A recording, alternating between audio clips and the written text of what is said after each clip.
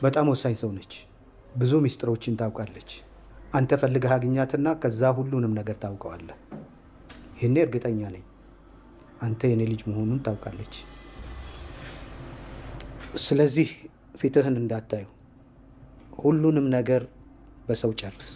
እንደማይሆንስ በምን እርግጠኛ ልትሆኝ ይቻልሽ? በጣም እርግጠኛ ነኝ እንደማይሆን። ምክንያቱም እሱ በጣም የሚወዳት ሴት አለች። ስለዚህ አንቺ ቁርጥሽን ወቂ። እንደማይሆን አውቀሽ የስልላሽን ትሽ ወደ መጣሽበት ተመለሽ። እውነቱን ስለነገርኩሽ ነው አይደል? ሉሊት በአሁኑ ሰዓት በጣም ችግር ውስጥ ገብታለች። እንግዲህ በቪዲዮ ላይ እንደተመለከታችሁት ማርኮንና አባቱ ሉሊትን ለመፈለግ ጉዟቸውን ጀምረዋል ማለት ነው። እንግዲህ የማርኮን አባት የሉሊትን ፎቶ አሳይቶ ይችን ሴት አንጠልጥለህ እንድታመጣልኝ እና አድራሻዋን እንድታጣራልኝ እፈልጋለሁ ብሎ እንግዲህ ፎቶዋን አሳይቶታል ማለት ነው። ማርኮንም እሺ ብሎ የአባቱን ትዕዛዝ ተቀብሏል ማለት ነው። እንግዲህ ከዚህ ቀደም ሉሊት እንደምታውቃቸው ስትናገር ነበረ። እንግዲህ ማርኮን ወንድሙ ሱራፌልን ፈልጎ ወደ እነ ሉሊት ቤት በሄደበት ሰዓት እንግዲህ ሉሊት ተደብቃ አይተው ነበረ። እሷን ፈልጎ የመጣ መስሏት በጣም ደንግጣ ቆይ እንዴት ሊያገኘኝ ቻለ ብላ በጣም ፈርታና ደንግጣ ነበረ ማለት ነው። ነገር ግን የመጣው እሷን ፈልጎ ሳይሆን ሌላ ሰው ፈልጎ እንደመጣ ስትረዳ ትንሽ ተረጋግታለች ማለት ነው። ነገር ግን አሁን ላይ ሉሊትን መፈለግ ጀምረዋል ማለት ነው። እንግዲህ ሉሊት ስለነሱ በጣም ብዙ ሚስጥሮችን እንደምታውቅና በጣም ወሳኝ ሰው እንደሆነች ለልጁ ሲነግረው ነበረ። ልጁም እንግዲህ በአጭር ጊዜ ውስጥ አግኝቶ አንጠልጥሎ እንደሚያመጣለት ለአባቱ ቃል እየገባለት ነበረ ማለት ነው። እንግዲህ ሉሊት አሁን ላይ በእነ ናታን ቤት ምክንያት እንግዲህ ናታን እያስጠነቀቃት 2 ቀን ብቻ ሰጥቼሻለሁ፣ አለዛ ግን ከዚህ ቤት የምትወጭበት ጊዜ ደርሷል ብሎ አስጠንቅቋታል ማለት ነው። እንግዲህ ሉሊት ያበላሸችውን ነገር ናታን ያዘዛትን ነገር ለማስተካከል ወደ አቶ ሰለሞን ለመቅረብ ሞክራ ነበረ። ነገር ግን እሱም ደግሞ ትልቅ ማስጠንቀቂያ ነበረ የሰጣት። ናታን ክሱን እንዲያቆም አድርጊ አለበለዛ ግን ብሎ ዝቶባታል ማለት ነው። እንግዲህ ሉሊት በአሁኑ ሰዓት በጣም ትልቅ ችግር ውስጥ ገብታለች ማለት ነው። ሉሊትና እነዚህ ሰዎች የሚያገናኛቸው ነገር ምንድን ነው? እሷ ስለነሱ የምታውቀው ሚስጥር ምን ይመስላችኋል? እንግዲህ ሉሊት እስከ ዛሬ ስትሰራው የነበረው ነገር መልሶ ጠልፎ ሊጥላት እየሞከረ ነው ማለት ነው። ሌላው ነገር እንግዲህ ቃል ለፂ ፍቅሩን ሊገልጽላት ወደ ፂ እየሄደ ነበረ ማለት ነው። እንግዲህ በፂ ምክንያት እህቱ ባትስማማም ፂን ማፍቀር የለብህም ብትለውም ነገር ግን እሱ ደግሞ ይህ ፍቅር ነው፣ እኔ ላስቆመው የሚችለው ነገር አይደለም፣ ደግሞ ፍቅሯ ከአቅሜ በላይ ሆኖብኛል ብሎ ለእህቱ ሁሉን ነገር ሲነግራት ነበረ ማለት ነው። እንግዲህ ዛሬ እንደምንም ብዬ ለፂ ፍቅሬን ልገልጽላትና ልነግራት ይገባል ብሎ ወደ ፂ ነበር የሄደው ማለት ነው። ነገር ግን ወደ ፂ ሲሄድ ፂ በጣም ተከፍታና አዝና ነበር ያገኛት ማለት ነው። እንግዲህ ምን እንደሆነ ሲጠይቃት የድሮ ፍቅረኛዋ በህይወት እንዳለ ነገረችው ማለት ነው። እንግዲህ በዚህ ምክንያት ምናልባት ፂ ለሱ ያላት ፍቅር አሁንም ሊኖር ይችላል ብሎ ስለፈራ ለፂ ፍቅሩን መግለጹን ትቶታል ማለት ነው። እንግዲህ ምክንያቱም ምናልባት ፂ አሁንም ቢሆን ያንን ልጅ ልትወደው ትችል ይሆናል። ስለዚህ እኔ ደግሞ በዚህ ስሜት ሆኜ ፍቅሬን ልገልጽላት አይገባም እምቢ ብትለኝስ ብሎ ፍርሃት ስላደረበት ለፂ ፍቅሩን ለመግለጽ ሀሳቡን ትቶታል ማለት ነው። ነገር ግን ፂ እንደምንም ብሎ እንድትረጋጋ ካደረጋት በኋላ ለሱ ያላት ስሜት አሁንም ቢሆን ምን እንደሆነ ለማጣራት እየሞከረ ነበረ። ነገር ግን ፂ በጣም ተናዳ እንዴት ሁሉም ሰው እንደዚህ በዚህ ልክ ያስመስላል፣ ሁሉም ሰው አይኔን እያየ እየዋሸኝ ነበረ ብላ የተፈጠረውን ነገር ለቃል ታስረዳዋለች ማለት ነው። እንግዲህ ቃልም ለሱ አዝነው እንደሆነና ልትረዳቸው እንደሚገባ እያስረዳት ነበረ ማለት ነው። ነገር ግን ፂ ቢኒያም የት እንዳለ ፈልጌ ማግኘት አለብኝ፣ ለዚህ ደግሞ አንተ ከጎን የሆነ ልታግዘኝ ይገባል አለችው። ቃል እንግዲህ በዚህ ሀሳብ በጣም ቅር ብሎታል። ምክንያቱም እሱ ይወዳታል። ምንም ፍቅሩን ባይገልጽላትም ግን የቀድሞ ፍቅረኛዋን ሊያፋልጋት አይችልም። ነገር ግን ምንም ቢሆን እስከ ዛሬ ድረስ አብሬያት ሆኛለሁ፣ አሁን ደግሞ ይሄንን እምቢ ልላት አልችልም ብሎ ሀሳቧ ደስ ባይለውም ነገር ግን ከጎኗ እንደሆነ ይነግራታል ማለት ነው። እንግዲህ ፂም ቃልን ታመሰገነችው በኋላ ቢኒያም የት እንደሚገኝ ማፈላለጋቸውን እንደሚጀምሩ ይነጋገራሉ ማለት ነው። እንግዲህ የቤታቸው ሰራተኛ ሰኒም ቃልን እንደምታፈቅረው ለእህቱ ለሀኒ ነግራት ነበረ ማለት ነው። እንግዲህ በትላንትናው ክፍል ላይ ፍቅሯን ለቃል ልትገልጽለት ነበረ። ነገር ግን ቃል ደግሞ የሆነ ነገር እየተፈጠረ ነገር ካለ ንገሪኝ እያላት እሷም ደግሞ እንደምትወደው ልትነግረው እየሞከረች ነበረ ማለት ነው። ነገር ግን ሀኒ በመሀል መታ ቆይ ምን ልትይው ነበረ ብላ ልትናገር የነበረውን ነገር አስቆማታለች ማለት ነው። እንግዲህ በዚሁ ሰዓት እንግዲህ ቃል ለሀኒ ፂን እንደሚያፈቅራት እና ዛሬ ሊነግራት እንደሚችል እየነገራት እንግዲህ ሰኒ እየሰማች ነበረ ማለት ነው።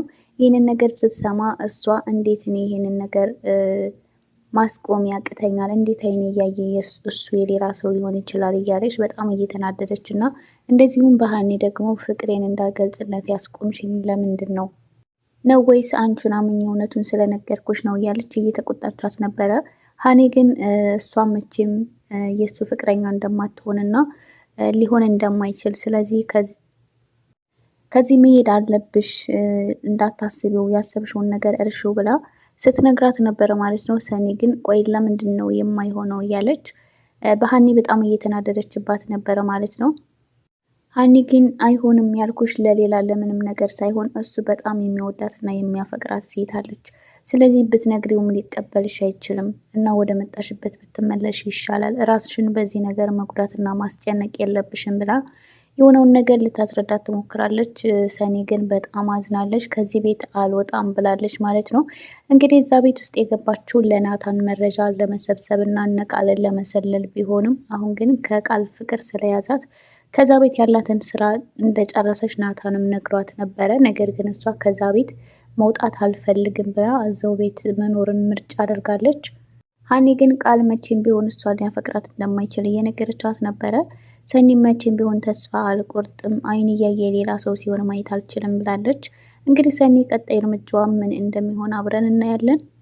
አሁን ላይ ቢንያምን ብታገኘው ምን የሚፈጠር ይመስላችኋል? እውነት ይቅርታ ልታደርግለት ትችል ይሆን ወይስ ደግሞ ቢንያምን ወንድሟ ላይ እንደዛ ያደረገበትን ምክንያት ልትጠይቀው ልትችላለች? እንግዲህ ምናልባት ያንን ነገር ለምን እንዳደረገ ካስረዳት ለሱ ያላት ፍቅር አሁንም ቢሆን እንደነበር ሊሆን ይችላል ማለት ነው። እንግዲህ ቢንያም ያንን ነገር ያደረገው በሰዓቱ ናታን ፂን እንደማይመጥናትና ፂን የራሱ ከማድረጉ በፊት የራሱ ስራና ገንዘብ ገቢ ሊኖረው እንደሚገባ ሲነግረው ነበረ ማለት ነው። እንግዲህ ይህንን ነገር ለፈተና ቢናገረውም ናታንን ግን ትልቅ ወጥመድ ውስጥ ከቶ ህይወቱን አደጋ ላይ እንዲጠላ አድርጎታል ማለት ነው። እንግዲህ ቢንያም ይህንን ነገር ሲናገረው ከክፋት አስቦት ስለነበረ እንደምንም ብሎ እኔም እንደነሱ ሀብታም መሆንና ገንዘብ ማግኘት ይኖርብኛል ብሎ ስላሰበ ነበረ በአጭር ቀን ውስጥ ሀብታም ለመሆንና የቀረበለትን አቋራጭ መንገድ ተጠቅሞ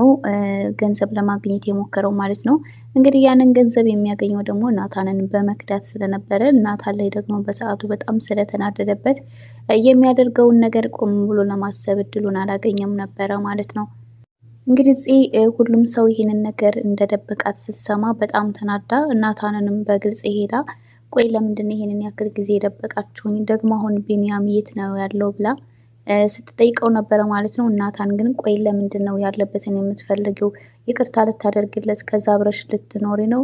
እሱ እኮ እኔን ሊገልኝ የነበረ ሰው ነው እያለ ሲነግራት ነበረ ማለት ነው። እሷ ግን ለምንም ይሁን ለምን አንተን አይመለከትም፣ ያለበትን ብቻ ንገረኝ እያለችው ነበረ ማለት ነው። እንግዲህ ናታን በዚህ ሁኔታ በጣም እየተናደደባት ነበረ። ምክንያቱም ከኔ እሱን አስበለጥሽ ማለት ነው እያለ ወንድምሽን ሊያሳጣሽ የነበረውን ሰው እንዴት ነው አድራሻውን የምትጠይቂኝ እያላት ነበረ ማለት ነው። እንግዲህ እሱም የት እንዳለ እንደማያውቅና አድራሻውን እንደማያውቅ ነው እየነገራት ማለት ነው። ጽጌ ግን በቀላሉ ፈልጋ እንደምታገኘው ነበር ለናታን ነግረው የሄደችው ማለት ነው። ሌላው እንግዲህ ናታን ትልቅ ችግር ውስጥ ሊገቡ ነው።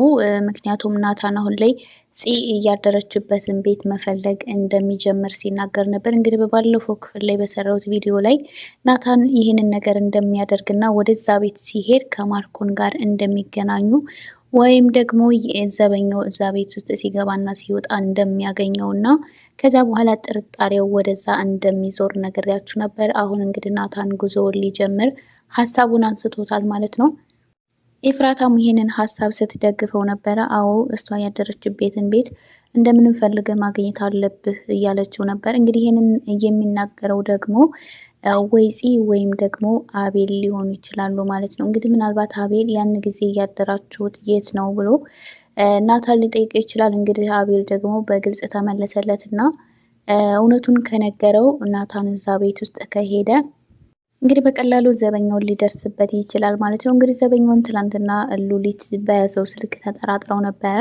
ቆይ አንተ ወዝህ ምንም የሀብታም ልጅ ነው የምትመስለው፣ ምንም ዘበኛ አይመስልም እያለችው እንግዲህ እዛ ቤት ውስጥ ያሉት ሰዎች ሁሉ ሱራፌል ዘበኛ እንዳልሆነ ሁሉም ሰው ይጠራጠር ነበረ፣ ከሚለብሳቸው ነገሮች ከሚያደርጋቸው ከሁኔታው የተነሳ ማለት ነው።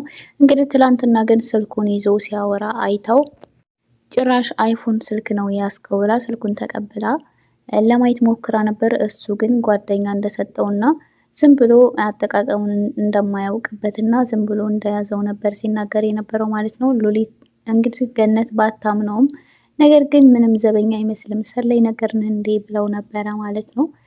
እሱም እንግዲህ እኔ ሰላይ አይደለሁም፣ ቆይ ስለምን ሰላይ ነው የምታወሪው ብሎ እንግዲህ በቅርቡ ሁሉን ነገር የምንደርስበት ይሆናል ብለዋለች። በዛ ላይ እንግዲህ ወንድሙ ወዴት እንደሚሄድና ስራውንም በአግባቡ እየሰራ እንዳልሆነ ሲናገር ነበረ። እንግዲህ አባቱና ወንድሙ ሱራፌልን ሊቀጡትና የሆነ እርምጃ ሊወስዱበት እየተማከሩ ነበረ ማለት ነው። እንግዲህ ምን ይወስኑበታል የሚለውን አብረን በቀጣይ ክፍል እናያለን። ውድ የሐረግ ድራማ ተከታታዮች እንግዲህ ቃልና ፂ አብረው ይሁኑ የምትሉና የቃል አድናቂ የሆናችሁ ላይክ እያረጋችሁ እንደዚሁም ደግሞ ለቻናል አዲስ የሆናችሁ ሰብስክራይብ በማድረግ ቤተሰብ ሁኑ።